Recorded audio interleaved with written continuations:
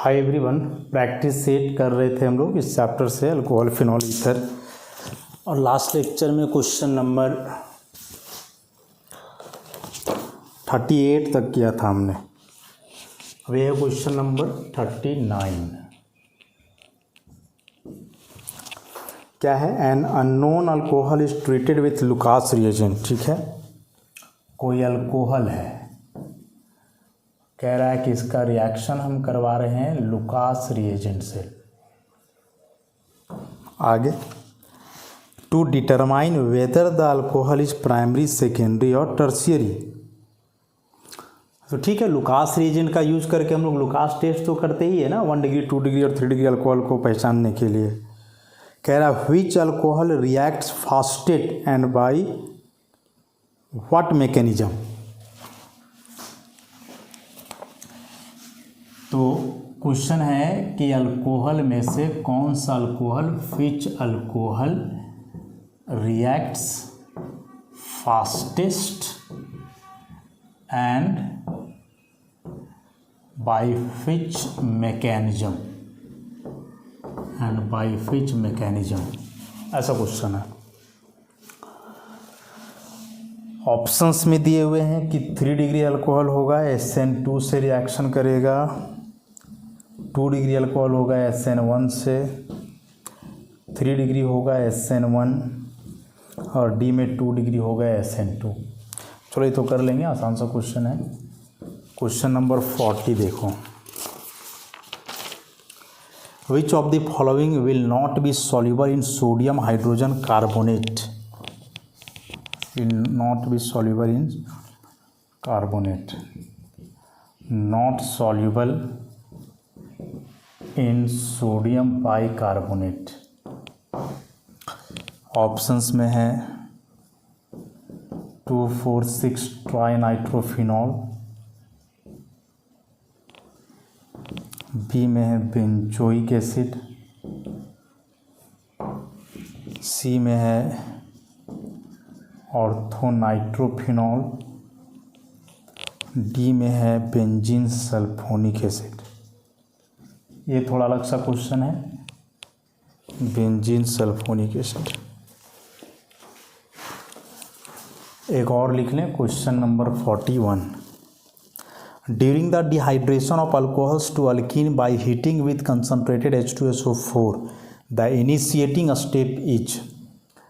कह रहा है कि जब अल्कोहल से हम बनाते हैं अल्कीन, कैसे? तो कंसनट्रेटेड H2SO4 का इस्तेमाल करके। तो इसका जो मैकेनिज्म है उसमें इनिशिएटिंग स्टेप क्या है, इनिशिएटिंग स्टेप क्या है? ऑप्शंस दिए हुए हैं, elimination of H2O, elimination of H2O initiating step है, या protonation of alcohol molecule, C formation of an ester, और डी फॉर्मेशन ऑफ कार्बोकेटायन। ये 3 क्वेश्चन हम लोग एक साथ देखें। सबसे शुरुआत का क्वेश्चन कि अल्कोहल का लुकास रिएजेंट से रिएक्शन हो रहा है, कौन सा अल्कोहल सबसे तेज़ी से रिएक्शन करेगा और कौन मैकेनिज्म से। तो ये तो हम तो जानते हैं कि 3 डिग्री सबसे फास्ट रिएक्शन करता है, तो ये 2 डिग्री वाले तो होने से रहे। अब 3 डिग्री में भी SN2 की SN1, आप तो खुद सोच करके देखो, 3 डिग्री में कभी SN2 हो सकता है क्या? सवाल ही नहीं है। SN2 3 डिग्री के लिए होता ही नहीं है, स्टेरिक हिंड्रेंस बहुत ज़्यादा है ना, इसीलिए। और सबसे बड़ा बात कि जब ये रिएक्शन होता है ना भाई, तो इसमें बनता है कार्बोकेटायन, और कार्बोकेटायन SN2 में कब से बनने लगा? वो तो SN1 में बनता है, तो डायरेक्ट इसका आंसर हो जाएगा सबसे fastest 3 degree, mechanism SN1। Next 40 number कह रहा है इसमें से कौन जो है ना सोडियम बाइकार्बोनेट में सॉल्युबल नहीं है। सोडियम बाइकार्बोनेट एक स्पेशल सा कंपाउंड है, कार्बोनेट बाइकार्बोनेट वाले जो होते हैं। स्पेशल इस मायने में है कि हम रिएक्शन पढ़े हैं एसिड का कार्बोनेट और बाइकार्बोनेट से।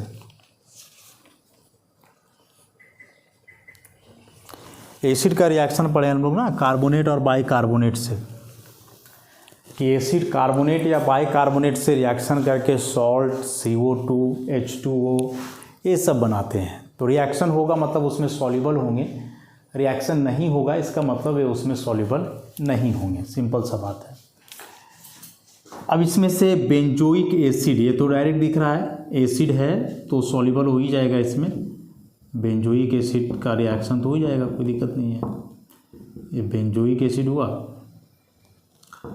और सोडियम बाइकार्बोनेट से बनेगा salt O- Na plus CO2 plus H2O, ऐसा करके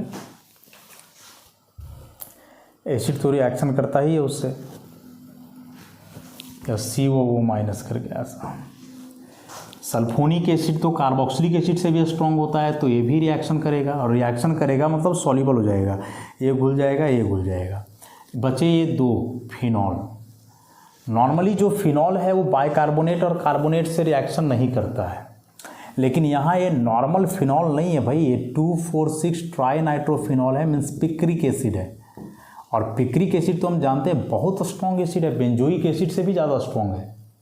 picric acid is stronger acid than benzoic acid, और जब बेंजोइक एसिड सॉल्युबल हो जा रहा है रिएक्शन के वजह से तो ऑब्वियसली पिक्रिक एसिड भी होगा। ये ऑर्थोनाइट्रोफिनॉल उतना स्ट्रॉन्ग एसिड नहीं है, इसीलिए जो है ई उसके साथ रिएक्शन नहीं करेगा और नहीं घुलेगा, तो सी इसका करेक्ट आंसर है। घुलने का मतलब रिएक्शन देखना था, एसिड और कार्बोनेट बाइकार्बोनेट का जो रिएक्शन होता है उस हिसाब से। तो बेंजोइक एसिड इसके साथ रिएक्शन कर जाएगा, CO2H2O देगा, घुल जाएगा। सल्फोनिक एसिड तो और भी जल्दी करेगा। इन दोनों में पिक्रिक एसिड तो काफ़ी स्ट्रॉन्ग एसिड निकल गया, even stronger than benzoic acid, so this can also be soluble in sodium bicarbonate, only this orthonitrophenol will not be soluble. Next question number 41, alcohol का डिहाइड्रेशन होकर के अल्कीन बनता है तो इनिशिएटिंग स्टेप क्या है? मैकेनिज्म पूछा है, समझ लो तुमसे, पढ़े तो हैं। कोई अल्कोहल है मान के चलो ऐसा, तो सबसे पहले क्या करता है, एसिड के साथ प्रोटोनेशन होता है उसका, 3 स्टेप का रिएक्शन तो यही है, ऑक्सोनियम आयन बनता है, और फिर सेकेंड स्टेप में यह जो ऑक्सोनियम आयन होता है यहाँ से H2O लूज होता है और कार्बोकेटायन बनता है, और तब फाइनल स्टेप में कार्बोकेटायन से अल्कीन या हाइड्रोजन यहाँ से बाहर होकर के अल्कीन बनता है। 3 स्टेप, स्टेप 1 में अल्कोहल का प्रोटोनेशन, स्टेप 2 में कार्बोकेटायन का फॉर्मेशन मतलब कि H2O का एलिमिनेशन, स्टेप 3 में डीप्रोटोनेशन और अल्कीन का फॉर्मेशन। ये तीनों स्टेप को याद रखना डायरेक्ट। यहाँ इनिशिएटिंग स्टेप पूछा था, तो इनिशिएटिंग स्टेप मतलब protonation of alcohol molecule. Formation of carbocation यदि रहता तो ये सेकेंड स्टेप में शामिल हो रहा है, एलिमिनेशन ऑफ H2O रहता ये भी सेकेंड स्टेप में ही शामिल हो रहा है। यहाँ तुम्हें इनिशिएटिंग स्टेप पूछा था फर्स्ट स्टेप में, तो उसमें अल्कोहल का प्रोटोनेशन होता है। डायरेक्ट मैकेनिज्म तो नहीं पूछा, ऑब्वियसली जाहिर सी बात है कि ऑब्जेक्टिव क्वेश्चंस रहेंगे तो मैकेनिज्म डायरेक्ट लिखने कैसे पूछ सकता है, नहीं पूछेगा, लेकिन क्वेश्चन किस तरह से बना करके पूछेगा ये भी तो देखने लायक बात था ना। अब वो तुम लोग को समझ में आ ही रहा है कैसे पूछा, मैकेनिज्म लिखने नहीं बोला, लेकिन हाँ पूछ तो दिया इनडायरेक्टली किसी न किसी तरीके से। तो क्वेश्चन वही शुरू से हम एक बात कहते आ रहे हैं कि जब आप इन क्वेश्चंस को प्रैक्टिस करोगे ना तो ये समझ में आएगा कि कौन सा टॉपिक को किस तरीके से पढ़ा जाए, ताकि एग्जाम में कैसा हो पूछ दे हम क्वेश्चन उससे ना छोड़ें बस।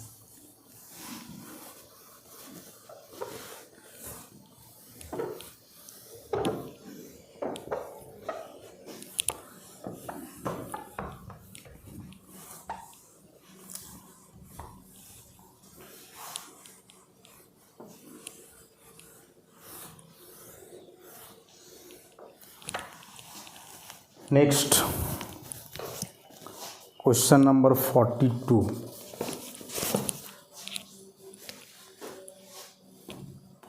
नंबर बड़ा सा क्वेश्चन है। In product A of the following sequence of reactions is, compound दिया हुआ है साइक्लोहेक्सेनॉल, सल्फ्यूरिक एसिड के साथ हीट, तो यहाँ कुछ बनेगा, जो भी बनेगा उसका रिएक्शन है MCPBA, और सेकेंड में इसके साथ क्लोरोफॉर्म लगा हुआ है, सेकेंड में इसका हाइड्रोलाइसिस है, और यहाँ बन रहा है ए। तुमसे पूछा जा रहा है कि ए क्या है। 4 ऑप्शंस दिए हुए हैं। ऑप्शन नंबर ए में कुछ इस तरह से बना हुआ है, बी में कुछ ऐसा बना हुआ है,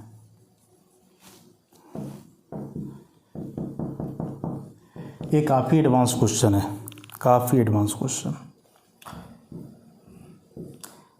इवन कि इस कंसेप्ट को जनरली बेसिक में कोई पढ़ाता नहीं है, 11-12 पढ़ करके इस कंसेप्ट को आप रेयरली ही सीख पाओगे। थोड़ा सा एडवांस कंसेप्ट है।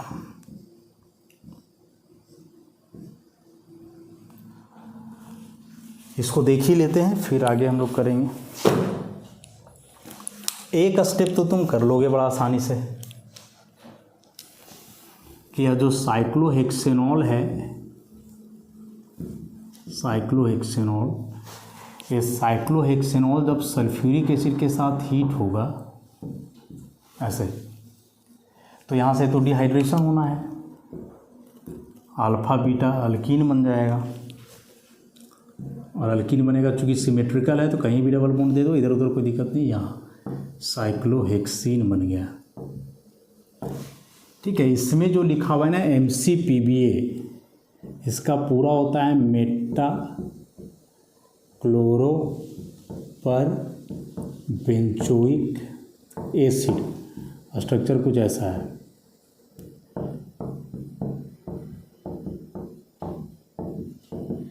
ऐसा एक पर एसिड होता है। ये बेसिकली एक ऑक्सीडाइजिंग एजेंट है जो अल्कीन को बदलता है इपॉक्साइड में। इपॉक्साइड साइक्लिक ईथर होता है, इस तरह का कोई ईथर बनेगा, इधर अपना कुछ रहेगा। तो याद रखना है MCPBA पूरा है मेटा क्लोरो पर बेंजोइक एसिड, जो कि एक ऑक्सीडाइजिंग एजेंट है। उसका मेन काम होता है अल्कीन को इपॉक्साइड में बदलना। तो जब इस सब्सटेंस का रिएक्शन तुम करवाओगे MCPBA से, तो यहाँ से इपॉक्साइड बनेगा ऐसा। तो यहीं तक नहीं है, फिर आगे भी कुछ बोला है इसमें, यहाँ तक बोलता तब तो आंसर इसका डी हो जाता। अब इसके आगे बोल रहा है कि भाई इसका हम हाइड्रोलाइसिस करते हैं, तो वही तो इम्पॉर्टेंट है। हाइड्रोलाइसिस कैसे होगा इसका? एसिडिक हाइड्रोलाइसिस है H3O+, तो एसिडिक हाइड्रोलाइसिस है तो क्या होगा ना, H+ जोड़ोगे तो तुम खुद सोचो क्या करेगा H+। ऑब्वियसली H+ अपने लोन पेयर से ले लेगा इसको, वो जो है अपने लोन पेयर से H+ को ले लेगा, ऐड कर लेगा अपने में, तो ऐड करके क्या बनेगा, ऐसा कुछ बनेगा ना, और इस पर अब आ जाएगा प्लस। अब जैसे ही इस पे प्लस आएगा ऑक्सीजन पे, तुरंत अपना प्लस हटाने के लिए क्या करेगा कि इस बॉन्ड का इलेक्ट्रॉन लेगा। ये 3 मेंबर्ड रिंग है, देख रहे हो, 3 मेंबर्ड रिंग हाईली अनस्टेबल होता है, इसलिए तुरंत इस रिंग को तोड़ेगा। अब जैसे ही इस रिंग को तोड़ेगा तो इस पे आएगा प्लस, तो जो वाटर का मॉलिक्यूल है वो एज न्यूक्लियोफाइल अटैक करेगा यहाँ SN2A में। अब चूँकि SN2A हो रहा है, मतलब समझ रहे हो इन्वर्जन जैसा कुछ होना है, तो यहाँ ही बन जाएगा ऐसा OH चला गया, और इसमें आकर के जुड़ जाएगा OH2 पे प्लस। चूँकि स्टीरियो केमिस्ट्री दिया है, देखो यहाँ OH को सेम लाइन से जोड़ा है, मतलब दोनों एक साइड जुड़ेगा। यहाँ अलग अलग लाइन से दिखाया, एक एबव एक बिलो, तो अपोजिट जुड़ेगा। हम साफ देख रहे हैं कि जब ये बॉन्ड टूटा तो इसके अपोजिट साइड से अटैक कर रहा है OH माने H2O, तो इस H2O से जो OH बनेगा और ई जो OH होगा, ऑब्वियसली दोनों एक दूसरे से अपोजिट होगा। तो जब इसका तुम फाइनल प्रोडक्ट बनाओगे, ये OH2+ बना ना, अब यहाँ से क्या करेगा, एक H हटा देगा, तो एक H शुरू वाला यदि आप एबव दिखाए हो तो बाद वाला दिखाना होगा तुम्हें बिलो। ट्रांस प्रोडक्ट बनेगा, याद रखना। कैसे बनेगा तो हम क्लियरली तुम्हें बता दिए कि पहले अल्कोहल का डिहाइड्रेशन करके अल्कीन बना, MCPBA का काम समझा दिए, एपॉक्साइड जैसा कुछ बनाया। अब एसिड के साथ इसका प्रोटोनेशन हुआ, ऑक्सोनियम बना, यहाँ से रिंग ब्रेक किया, 3 मेंबर रिंग था, तो H2O एज न्यूक्लियोफाइल अटैक किया। अब यही समझना है कि यह जो अटैक है SN2A में है, तो ये जो H2O अब जुड़ेगा वो इसके अपोजिट साइड में जुड़ेगा, तो एक यदि एबव है तो दूसरा कहाँ जाएगा, बिलो जाएगा। या तुम याद रख लो हमेशा कि जब भी किसी इपॉक्साइड से 3 मेंबर साइक्लिक रिंग जो होता है उससे जब भी कभी डाइऑल बने तो हमेशा ट्रांस ही बनता है, हमेशा ट्रांस ही बनता है, ये ट्रांस है। हाँ, इसका डायरेक्ट यदि तुम रिएक्शन करवा देते KMnO4 वगैरह से या ऑस्मियम टेट्राऑक्साइड से, तब यहाँ से सिस बनता है। ये भी याद रख लो, ये भी याद रख लो, एग्जाम में शायद पूछ दे। ऐसा सेम बनता है ये।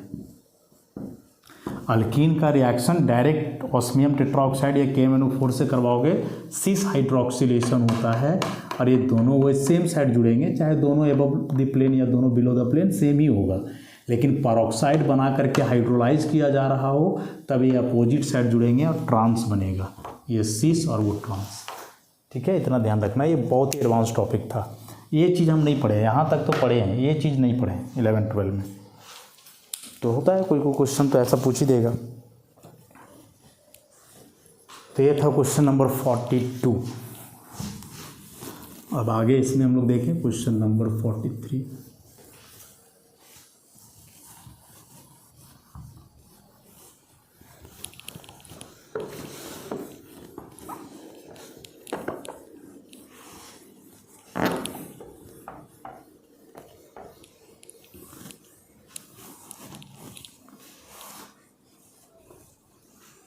ऐसे क्वेश्चन जो आ जाएं जिसका कंसेप्ट आप बिल्कुल भी नहीं जान रहे हो तो फिर तुक्का मारना ही एक ऑप्शन बचता है। तो 43 नंबर क्वेश्चन कह रहा है what reagents can be use to convert two methyl pentane one ol two methyl pentane one ol को बदलना है 2-मिथाइल पेंटेनल में। 2-मिथाइल पेंटेन 1-ऑल को बदलना है 2-मिथाइल पेंटेनल में। कौन सा रिएजेंट लोगे भाई?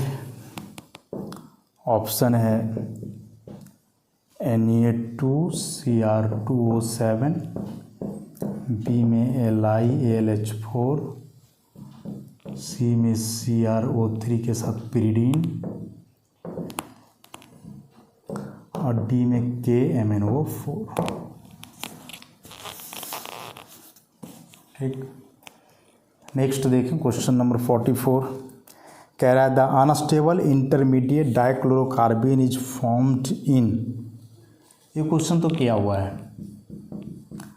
डाइक्लोरोकार्बन कौन सा रिएक्शन में बनता है? ये ऑप्शंस दिए हुए हैं, कॉप से सेम क्वेश्चन हम लोग किए हुए हैं। फ्राइडल क्राफ्ट है, विलियमसन दिया हुआ है, विलियमसन दिया हुआ है, डी में रीमर टीमैन दिया हुआ है, क्वेश्चन किया हुआ है।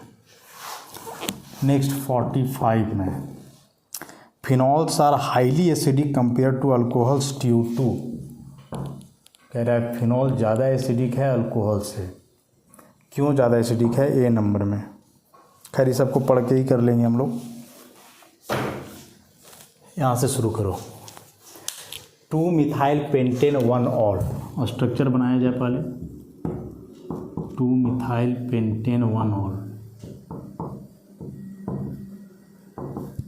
ये ना 1 2 3 4 5, तो 2-मिथाइल पेंटेन 1-ऑल। इसे बदलना है 2-मिथाइल पेंटेनल में। CH3 CH2 CH2 CH CH3 CHO। तो बेसिकली हम देख क्या पा रहे हैं कि यह जो CH2OH है वो बदल रहा है CHO में। 1 डिग्री अल्कोहल है जो बदल रहा है अल्डिहाइड में, बस तो यही है। अब तुम देख लो इसमें से कौन सा रिएजेंट है जो अल्कोहल को अल्डिहाइड में बदलता है। Sodium dichromate strong oxidizing agent है, 1 डिग्री अल्कोहल को कार्बोक्सिलिक एसिड में बदलेगा। LiLH4 ये तो रिड्यूसिंग एजेंट है, इसका कोई रोल ही नहीं है। KMnO4 भी स्ट्रॉन्ग ऑक्सीडाइजिंग एजेंट है जो 1 डिग्री अल्कोहल को कार्बोक्सिलिक एसिड में बदलता है, भाई अल्डिहाइड, लेकिन फाइनल प्रोडक्ट कार्बोक्सिलिक एसिड। ये जो है ना CrO3 पिरिडीन, यही जाकर के PDC बनाता है, पिरिडीनियम डाइक्रोमेट। और PDC हम जानते हैं कि 1 डिग्री अल्कोहल को किस में कन्वर्ट करता है? अल्डिहाइड में। ये तो ठीक है, डाइक्लोरोकार्बन हम जानते हैं रीमर टीमैन के लिए है। फिनॉल ज़्यादा एसिडिक अल्कोहल से क्यों है? ऑप्शन हम पढ़ दे रहे हैं, वहीं से कर लेना है। तो कह रहा है फिनॉल अल्कोहल से ज़्यादा एसिडिक है। 4 वजह है। पहला दिया हुआ है कि हाई मॉलिक्यूलर मास फिनॉल का होता है इसीलिए। बी में दिया हुआ है स्ट्रॉन्गर हाइड्रोजन बॉन्ड बनता है फिनॉल का इसीलिए। सी में है अल्कोक्साइड आयन जो है स्ट्रॉन्ग कंजुगेट बेस है इसीलिए। और लास्ट में फिनॉक्साइड आयन रेजोनेंस स्टेबलाइज्ड है। तो ऐसा भी क्वेश्चन किए हम।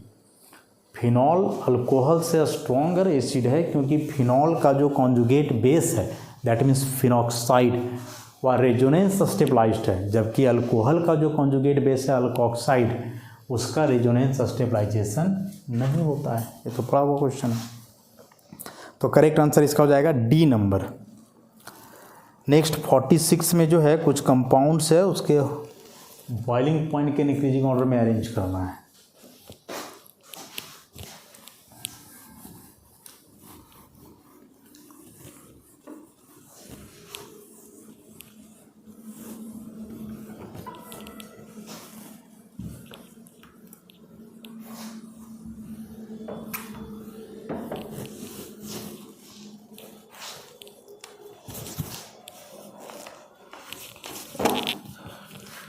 फोर्टी सिक्स कंपाउंड दिया हुआ है एन ब्यूटेन, फिर है 1 ब्यूटेनॉल, फिर है इथॉक्सी इथेन और फिर है 1 propanol. Increasing order of boiling point इसे कर दो 1 2 3 4।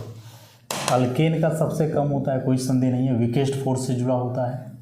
सबसे ज़्यादा इसमें होगा अल्कोहल का। अल्कोहल में भी ब्यूटेनॉल प्रोपेनॉल दोनों है, दोनों अल्कोहल ही है और दोनों नॉर्मल है, तो फिर मास पे डिपेंड करेगा, जिसका मास ज़्यादा होगा उसका ज़्यादा। तो सबसे ज़्यादा 2 का, उसके बाद ये 4 का, फिर 3 का, सबसे कम 1 का। तो करेक्ट आंसर सबसे ज़्यादा 1 ब्यूटेनॉल, ठीक, फिर 1 ब्यूटेनॉल के बाद 1 प्रोपेनॉल इथॉक्सीथेन। बी नंबर इसका सही आंसर। अल्कोहल और ईथर में अल्कोहल का ज़्यादा होता है ना, ईथर का कम होता है। अल्कोहल हाइड्रोजन बॉन्ड बना पाता है, ईथर के मॉलिक्यूल नहीं बनाते हैं, इस वजह से। 47 the relative ease of dehydration of alcohols follows following order. ये जो 3 तरह के अल्कोहल हमने पढ़ा है, प्राइमरी, सेकेंडरी, टर्शियरी, कह रहा है तीनों में से कौन सा अल्कोहल का डिहाइड्रेशन सबसे तेज़ी से होता है, किसका उससे स्लो, किसका सबसे स्लो। तो ये तो कौन सी बात है, तुम लोग डायरेक्ट पढ़े हैं। 1 डिग्री अल्कोहल का सबसे स्लो, फिर 2 डिग्री और सबसे फास्ट किसका होता है 3 डिग्री। तो इसका जो ऑप्शन होगा टर्शियरी, सेकेंडरी, प्राइमरी, ए नंबर। हालांकि डिक्रीजिंग ऑर्डर में दिया हुआ है, 3 डिग्री से बाद फिर 2 डिग्री फिर 1 डिग्री। वजह वगैरह भी पड़ा हुआ है। डिहाइड्रेशन कार्बोकेटायन के थ्रू होता है। कार्बोकेटायन में 3 डिग्री कार्बोकेटायन सबसे ज़्यादा स्टेबल है, इसलिए 3 डिग्री अल्कोहल का डिहाइड्रेशन सबसे तेज़ी से होगा। वजह पढ़े हम लोग। 47 के बाद 48 दिया हुआ है propene can be converted into 1 propanol. ठीक है, प्रोपीन है, इसे बदल सकते हैं 1 प्रोपेनॉल में, बिल्कुल बदल सकते हैं, कोई डाउट नहीं है। बाई ऑक्सीडेशन, बाई ऑक्सीडेशन भी लिखा हुआ है। Indicate which set of reagent among the following is ideal for the above conversion. कौन सा रिएजेंट से होगा, पहला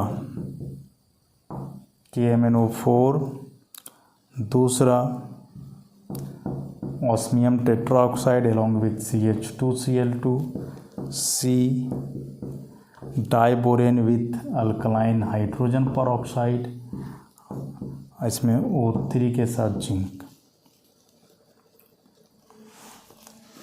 49 नंबर में है which one of the following phenols has the highest pK value. Highest pK value option है orthonitrophenol, B में है फिनॉल, सी में है मेटानाइट्रोफिनॉल, डी में है पिक्रिक एसिड।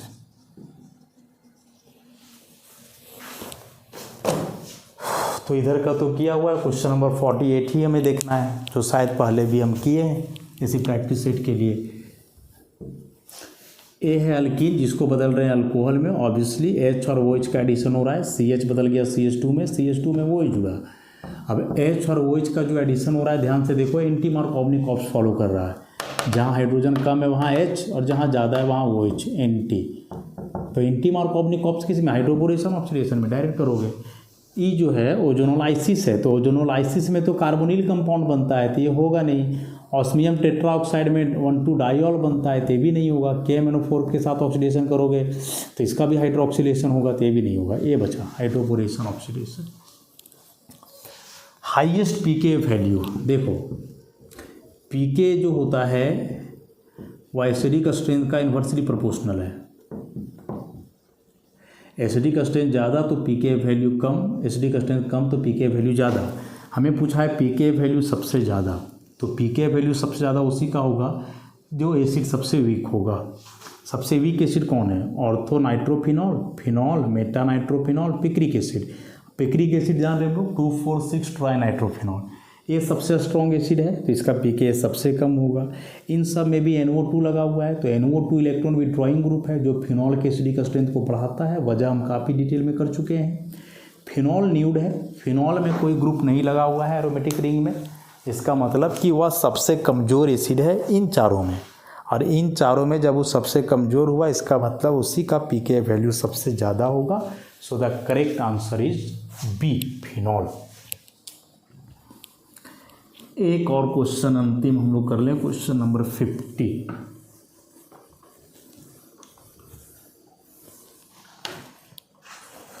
क्वेश्चन नंबर 50 क्या है क्वेश्चन, अच्छा सा क्वेश्चन है 50 में।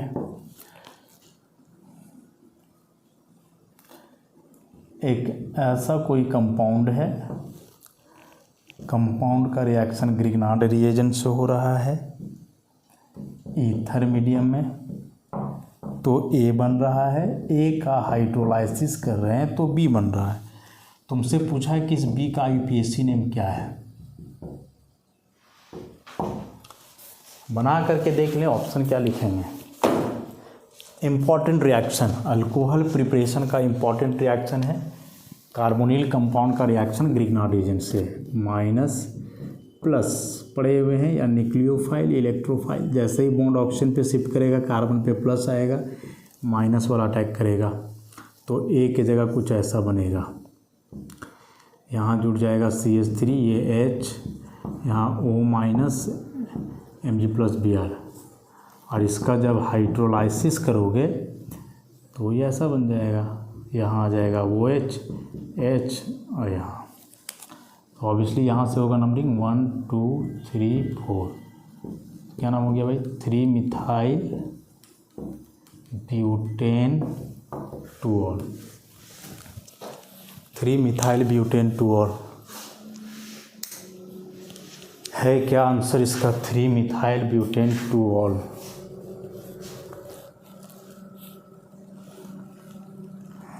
थ्री मिथाइल ब्यूटेन 2ऑल सही है। ऑप्शन नंबर A, 50 का ऑप्शन नंबर A। ऐसे बहुत सारे क्वेश्चंस हैं इसमें, इस चैप्टर में, अप्रॉक्स 180 के आसपास। अभी तक हम लोग क्वेश्चन नंबर 50 तक कर पाए हैं।